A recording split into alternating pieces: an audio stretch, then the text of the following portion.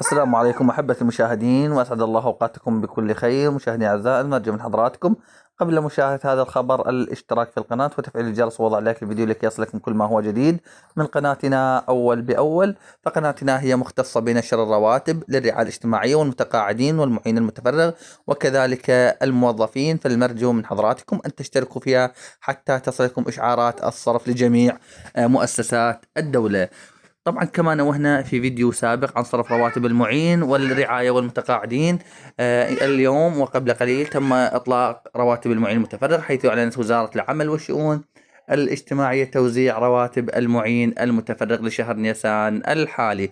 أما بخصوص رواتب الرعاية الاجتماعية والمتقاعدين، حيث أكدت بعض الأخبار الصادرة إلينا والأخبار الرسمية والموثوقة بأنه سيتم صرف رواتب الرعاية الاجتماعية والمتقاعدين قبل عطلة عيد الفطر المبارك. فإن شاء الله خلال هذه اليومين وزارة المالية أعلنت بأنها ستوزع جميع الرواتب لجميع الموظفين والرعاية الاجتماعية والمتقاعدين، فنأمل إن شاء الله أن يتم صرفها خلال اليومين القادمين، وإن شاء الله سنوافيكم حول صرفها في حين وصول إشعار الراتب إلينا. فلا تنسون الاشتراك في القناة، والسلام عليكم ورحمة الله تعالى وبركاته.